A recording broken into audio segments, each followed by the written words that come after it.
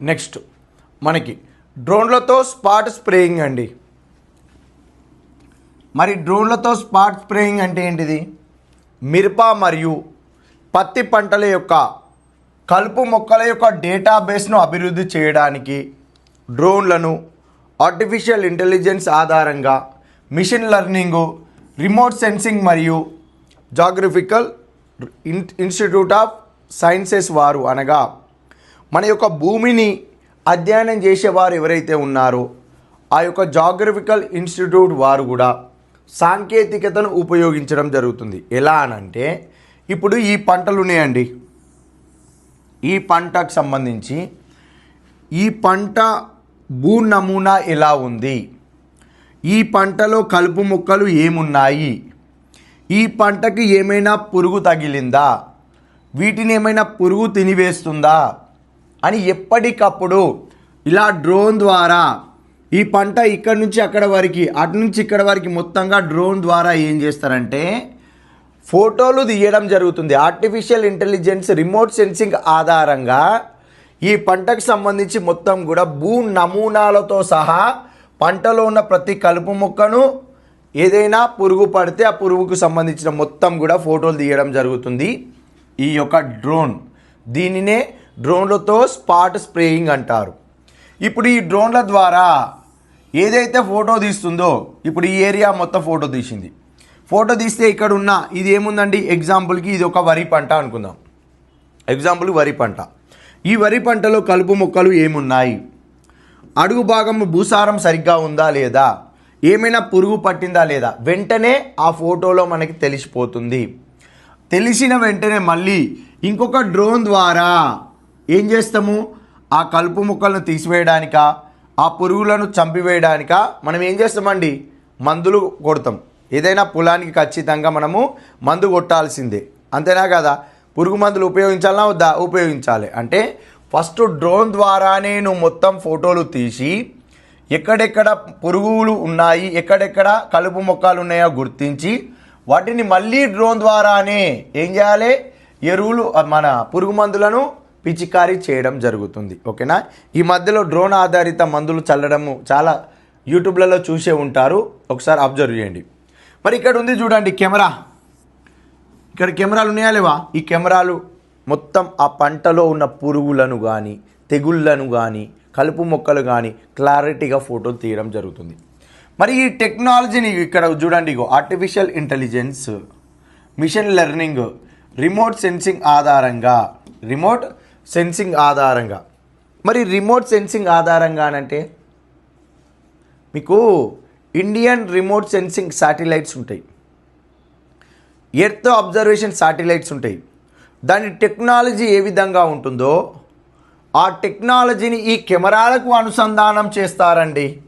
ఇక్కడున్న remote sensing GIS సాంకేతికతను ఏం చేస్తారంటే మనకి ఈ కెమెరాకి అటాచ్ చేసి గ్రౌండ్ ట్రూతింగ్తో పాటు ఈ ఫోటో గ్రౌండ్ ట్రూతింగ్ వరకు, చివరి వరకు గ్రౌండ్ యొక్క అడుగు భాగం వరకు సూచిక ఆధారిత కలుపు మొక్కలను మ్యాప్తో సహా గుర్తిస్తుంది.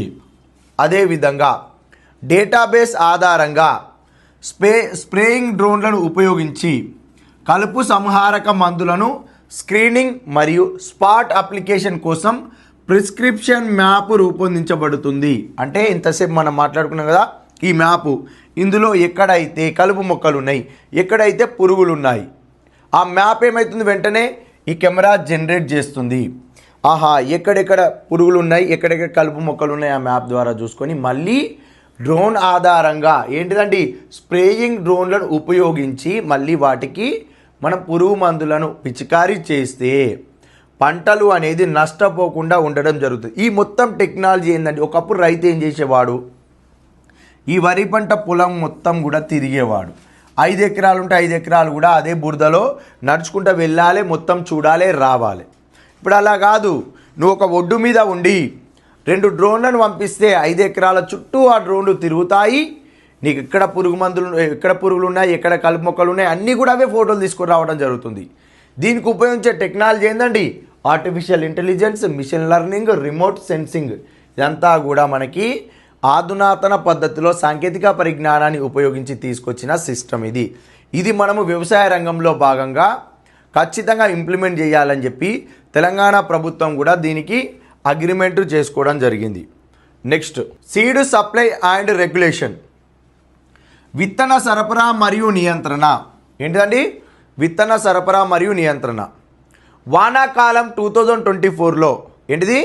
వానాకాలం 2024లో ప్రభుత్వం ఏం చేసిందంటే Telangana state seed development corporation మరియు నేషనల్ సీడ్ కార్పొరేషన్ వంటి ఏజెన్సీల ద్వారా ఇవి ఖచ్చితంగా చూసుకోవాలండి. దైంచా రాసుకోండి మీరు కూడా. ఏంటిది? దైంచా, జనుము మరియు పిల్లి పెసర వంటి పచ్చి ఎరువు విత్తనాలను 60% రాయితీతో సరఫరా చేయడం జరిగింది. తెలంగాణ సీడ్ డెవలప్మెంట్ కార్పొరేషన్ మరియు నేషనల్ సీడ్ కార్పొరేషన్ వారితోటి దైంచా, జనుము మరియు పిల్లి పెసర వంటి పచ్చి ఎరువు విత్తనాలను 60% రాయితీతోటి సరఫరా చేయడం జరిగింది.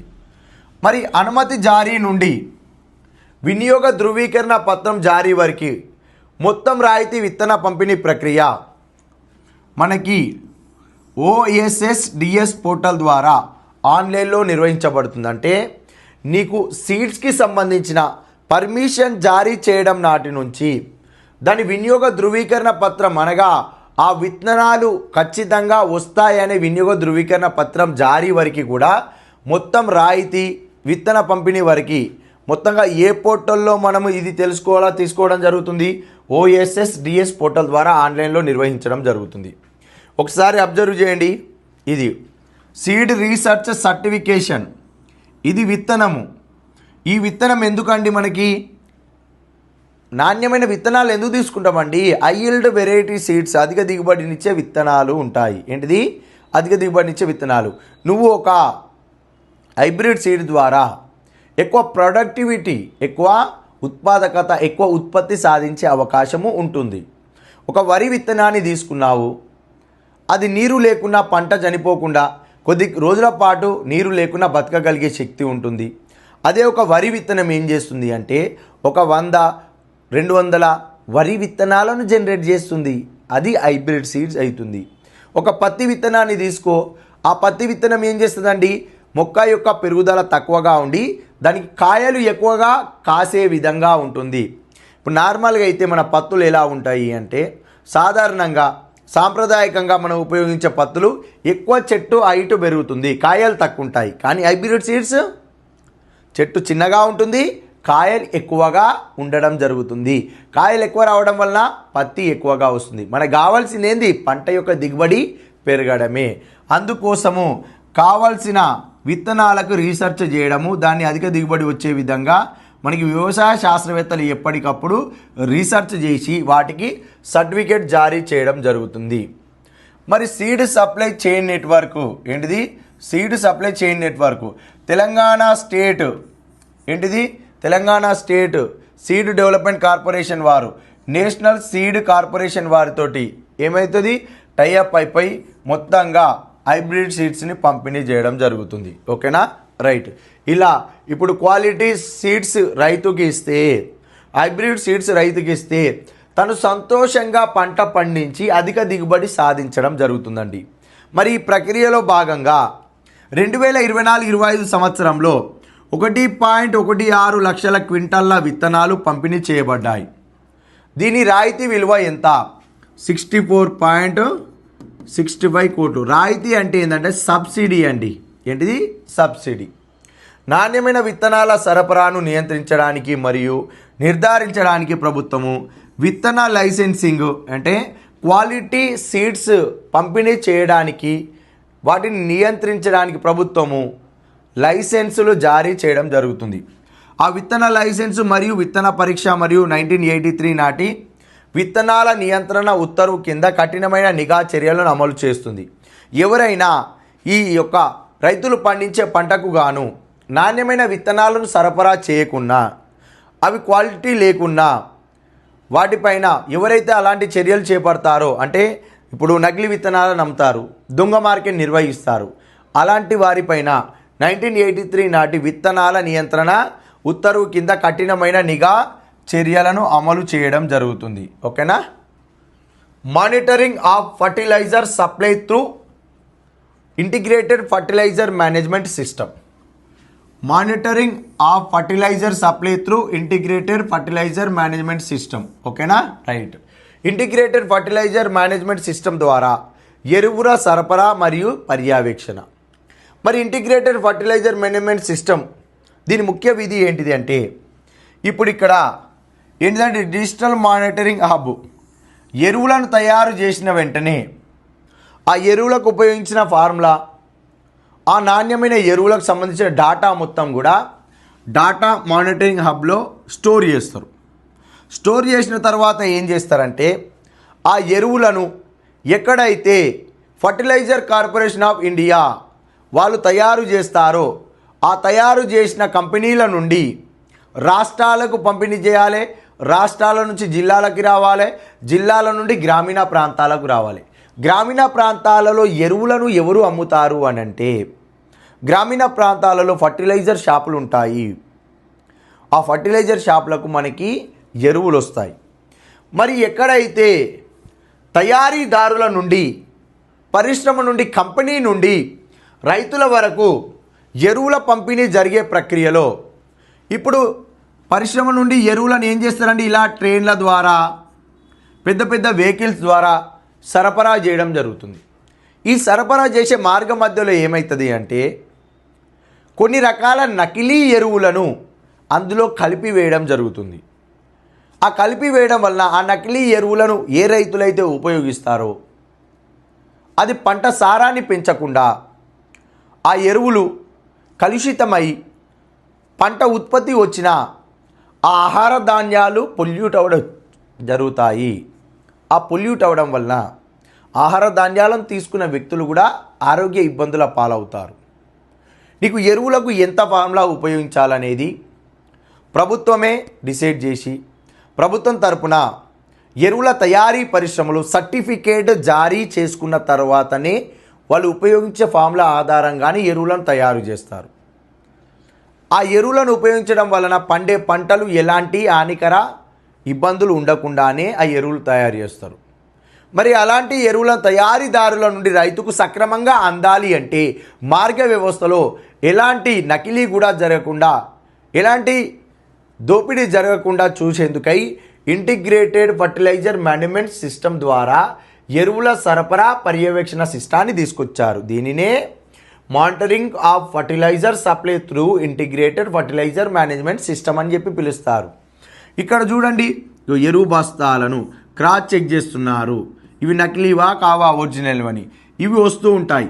ఇవి సరిగ్గా సరఫరా అయ్యాయా లేవా అని ఎప్పటికప్పుడు ఇక్కడ డిజిటల్ మానిటరింగ్ హబ్ రూపంలో ఇవి సరఫరా చేసేటప్పుడు వీటికి మనకి ఒక లొకేషన్ జీపీఎస్ని యాడ్ చేస్తారు. ఆ జీపీఎస్ యాడ్ చేసినప్పుడు ఎరువులు అనేది సక్రమంగా వెళ్తున్నాయా లేవా, ఎక్కడ ఆగినాయి, ఆగిన వెంటనే ఇక్కడ ప్రభుత్వ అధికారులను పంపిస్తారు. ఎందుకు ఆగింది క్రాస్ చెక్ చేసుకుంటారు. ఎరువులు సరైనయా కావా అని చెప్పి మళ్ళీ ఇక్కడ చెక్ చేస్తారు. మళ్ళీ కావాల్సిన ప్రాంతానికి వెళ్తాయి. అంటే ఇలా ప్రతి గ్రామం వరకు కూడా తయారీదారుల నుండి రైతులకు ఎరువులు సక్రమంగా పంపిణీ అయ్యాయా లేదా, క్వాలిటీ ఎరువులు పంపిణీ అయ్యాయా లేదా, నకిలీ ఎరువులు వచ్చాయా లేదా అని ఎప్పటికప్పుడు పర్యవేక్షించడం కోసం తీసుకొచ్చిన వ్యవస్థనే ఇంటిగ్రేటెడ్ ఫర్టిలైజర్ మేనేజ్మెంట్ సిస్టమ్ అండి. ఓకేనా. 2023-24లో మనకి 42.33 లక్షల మెట్రిక్ టన్నుల ఎరువులు కేటాయించబడ్డాయి. కానీ వాటిలో ఎంత సరఫరా చేయబడ్డాయి అంటే 39.92 లక్షల మెట్రిక్ టన్నులు మాత్రమే సరఫరా చేయబడ్డాయి. కేటాయించబడ్డేమో 42.33 లక్షల మెట్రిక్ టన్నులు. మరి సరఫరా చేయబడ్డేమో 39.92 లక్షల మెట్రిక్ టన్నులు. ఓకే. 2024-25 ఫిబ్రవరి నాటికి 44.0 లక్షల మెట్రిక్ టన్నులు కేటాయించబడ్డాయి. ఎప్పుడు 2025 ఫిబ్రవరి వరకు కూడా 44.0 లక్షల మెట్రిక్ టన్నులు కేటాయించబడ్డాయి. అయితే 33.49 లక్షల మెట్రిక్ టన్నులు సరఫరా చేయబడ్డాయి. ఓకేనా. ఎంత కేటాయించబడ్డాయి, ఎంత సరఫరా చేయబడ్డాయి, ఎంత కేటాయించబడ్డాయి, ఎంత సరఫరా చేయబడ్డాయి అనేది మనం తప్పనిసరిగా చూసుకోవాలి. ఓకేనా? రైట్. ఈ సిస్టమ్ పైన ప్రశ్నలు వస్తాయండి. ఇంటిగ్రేటెడ్ ఫర్టిలైజర్ మేనేజ్మెంట్ సిస్టమ్ అంటే ఏంటిది గుర్తించండి అంటాడు.